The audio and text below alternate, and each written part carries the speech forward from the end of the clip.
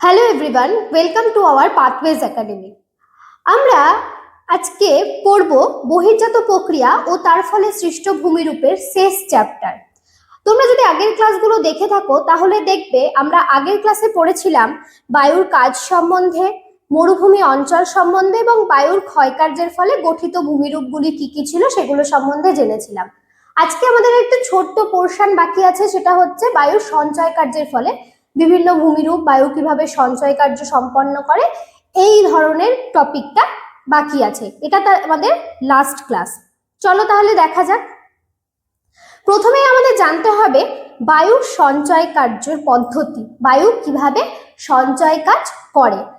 প্রথমেই পয়েন্ট দেখো, প্রতিবন্ধকের কারণে সঞ্চয়। প্রতিবন্ধক কথাটার অর্থ কি? প্রতিবন্ধক কথার অর্থ হলো কোনো বাধা। কিরকম বাধা? এবার দেখো, একটা মরুভূমি অঞ্চল, বায়ু যেখানে প্রবাহিত হচ্ছে, এখানে আমি একটা ছবি অ্যাটাচ করেছি, তোমরা একটু এই ছবিটায় দেখো। এখানে আছে একটা পাহাড় আছে, তাই তো? একটা পাহাড়। কোথা দিয়ে বায়ু প্রবাহিত হচ্ছে? এই দিক দিয়ে বায়ু প্রবাহিত হচ্ছে। এদিক দিয়ে যখন বায়ু প্রবাহিত হচ্ছে, বায়ুর সাথে কি কি সূক্ষ্ম বালি কণা সবগুলো বায়ু তার সাথে সাথে বয়ে নিয়ে যাচ্ছে। কিন্তু যখন বয়ে নিয়ে যাচ্ছে তখন একটা উঁচু টিলা যদি ধাক্কা খায়, এইখানে একটা বায়ু তার সূক্ষ্ম বালি কণা নিয়ে এগিয়ে আসছে, এখানে ধরো একটা পাহাড় আছে, এইখানে এসে ধাক্কা খেলো, তাহলে সূক্ষ্ম বালি কণাগুলো কোথায় জমা হবে? এই পোর্শনে জমা হবে। এদিকে কি আর যেতে পারবে? এদিকে যেতে পারবে না। তখন সব বায়ু কণাগুলি এইখানে জমা হবে। তাহলে এখানে এটা কি হলো? সঞ্চয় হলো। এইখানে জমা হয়ে কি হবে? একটা নতুন ভূমিরূপের সৃষ্টি হবে। এই জন্যই বলছে প্রতিবন্ধকের কারণে সঞ্চয়। এখানে একটা পাহাড়, এটা একটা গাছও হতে পারে। গাছ যখন এখানে থাকবে, এপাশে এসে যখন বায়ু হাওয়া দিয়ে এখানে নিয়ে আসবে, তখন ওপাশে আর যেতে পারবে না, সব বালি কণা সব এখানে সঞ্চয় করবে। নেক্সট পয়েন্ট কি বলছে? বায়ুর বেগ কমে যাওয়ার ফলে সঞ্চয়। বায়ুর বেগ কমে যায়। ধরো বায়ু এখান দিয়ে, এখানে আরেকটা ছবি আছে দেখো, বায়ু এখান দিয়ে প্রবাহিত হচ্ছে হচ্ছে যখন খুব জোরে বাতাস আসছে, আস্তে আস্তে তো তার বায়ুর স্পিডটা বা বেগটা কমছে। যেই জায়গাতে বায়ুর স্পিডটা বা বেগটা কমছে, সেইখানে বালুকণাগুলো নিচে নেমে এসে এইখানে জমা করছে। এটাকেই বায়ু বলছে, বায়ুর বেগ কমে যাওয়ার ফলে বায়ু সেখানে সঞ্চয় করছে বালিকণাগুলো। তারপরে বলছে বৃষ্টি হয়। ধরো হঠাৎ বৃষ্টি হলো, মরুভূমি অঞ্চলে তো বৃষ্টি একটু আধটু হয়, সেই হঠাৎ বৃষ্টি হলো। হঠাৎ বৃষ্টি হলো কারণ তখন তো আর বায়ু প্রবাহিত হয়ে যেতে পারবে না, তখন ওই যেখানে আসে বালুকণাগুলো সেখানে এসে জমা হচ্ছে। তাহলে এই ঘটনা হচ্ছে বৃষ্টি যখন হয়। তাহলে আমরা বুঝতে পারলাম বায়ু সঞ্চয় কাজ কিভাবে করে। নেক্সট আমরা পড়বো বায়ু সঞ্চয় কার্যের ফলে কি কি ধরনের ভূমিরূপ গড়ে ওঠে। প্রথমেই আছে বালিয়াড়ি বা স্ট্যান্ড ডিউন। বালিয়াড়ি জিনিসটা কি? বায়ু সঞ্চয় কার্যের ফলে মরুভূমি বা উপকূল অঞ্চলে বালুকণা জমে যে ঢিবির মতো ভূমিরূপের সৃষ্টি হয়, তাকে আমরা কি বলবো? বালিয়াড়ি, উঁচু ঢিবি।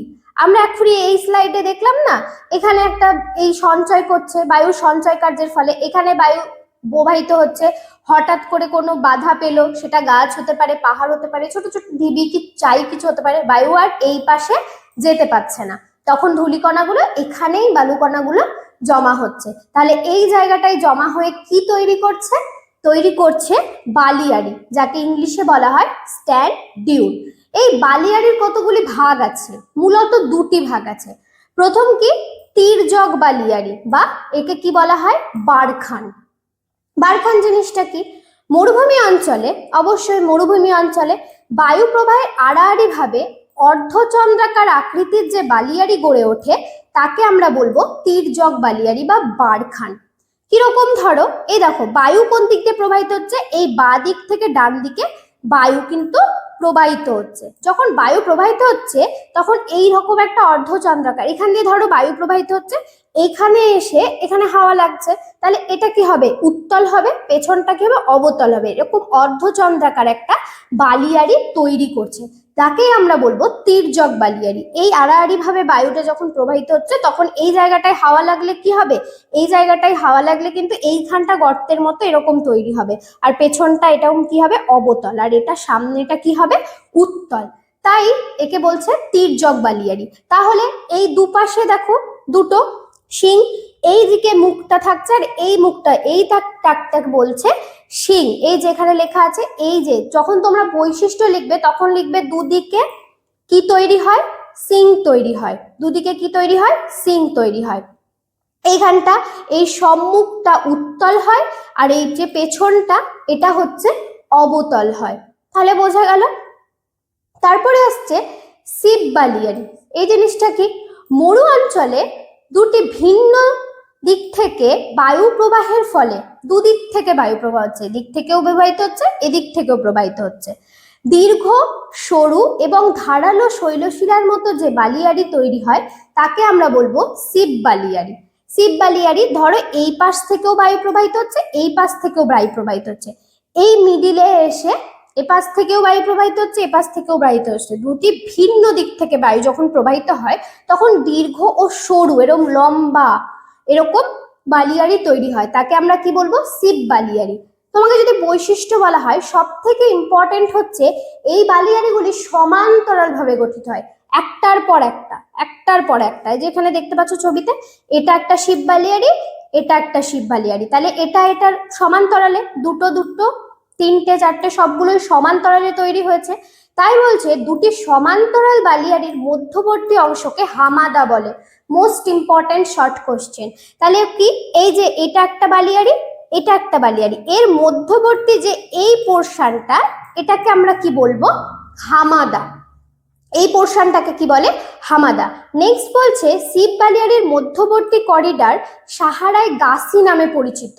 করিডর, তোমরা অনেকে দেখবে যাদের গ্রামের দিকে একটু বাড়ি আছে তারা দেখবে চাষের জমিতে আল দেয়, তাই না, মিডিলে এই পাশে আল, এদিকে চাষের জমি এদিকে চাষের জমি, মিডিল দিয়ে আমরা কি করি, হেঁটে হেঁটে যাই, চাষিরা ওদিক দিয়ে হেঁটে হেঁটে যায়। তাহলে ওই মধ্যবর্তী যে করিডর ওটা দিয়ে হেঁটে হেঁটে বা যাতায়াতের জন্য ওখানে সাহারা মরুভূমিতে ওটাকে কি বলা হয়, গাসি। তাহলে দুটি বিপরীত শিব বালিয়াড়ি মানে দুটি সমান্তরাল বালিয়াড়ির মাঝখানের যে মধ্যবর্তী অংশ সেটাকে আমরা কি বলবো, হামাদা বলবো। আর এটা সাহারায় কি নামে পরিচিত, গাসি নামে পরিচিত। তাহলে বোঝা গেল শিব বালিয়াড়ি আর তির্যক বালিয়াড়ি। নেক্সট পড়বো লোয়ের সমভূমি। লোয়ের সমভূমিটা একদম ইজি, কিচ্ছু নয়, বায়ু দ্বারা বহন করা সূক্ষ্ম, বায়ু যখন সূক্ষ্ম ধূলিকণাগুলো বহন করে, পলিকণা ইত্যাদি বহন করে, দীর্ঘ সময় ধরে একটা জায়গায় যখন সঞ্চয় করে, যে কোনো কারণেই হতে পারে, সেটা বায়ুর গতিবেগ কমে যাওয়ার ফলেও হতে পারে, কোনো বিশেষত বায়ুর গতিবেগ কমে যাওয়ার ফলে কোথাও একটা গিয়ে সঞ্চয় করছে, তাই তো, সেই সঞ্চয়টা একটু দূরবর্তী স্থানে গিয়ে হয়। মানে বায়ু যখন প্রবাহিত হচ্ছে অনেকটা দূরে গিয়ে তো তার শক্তিটা কমে যায়, সেই শক্তিটা তখন ওখানে এসে জমা হয়, সেই জমা বিস্তীর্ণ যে সমতল ভূমি সৃষ্টি করে তাকে আমরা কি বলবো, লোয়ের সমভূমি। একটা এই যে লোয়ের দূরবর্তী, এই যে এখানে এত মরুভূমি আছে, এই জায়গাটা যখন এখানে এসে বায়ু এদিক থেকে ধরো প্রবাহিত হতে হতে এই জায়গাটায় এসে সঞ্চয় করছে, এই জায়গাটাকে কি বলবো আমরা, লোয়ের সমভূমি।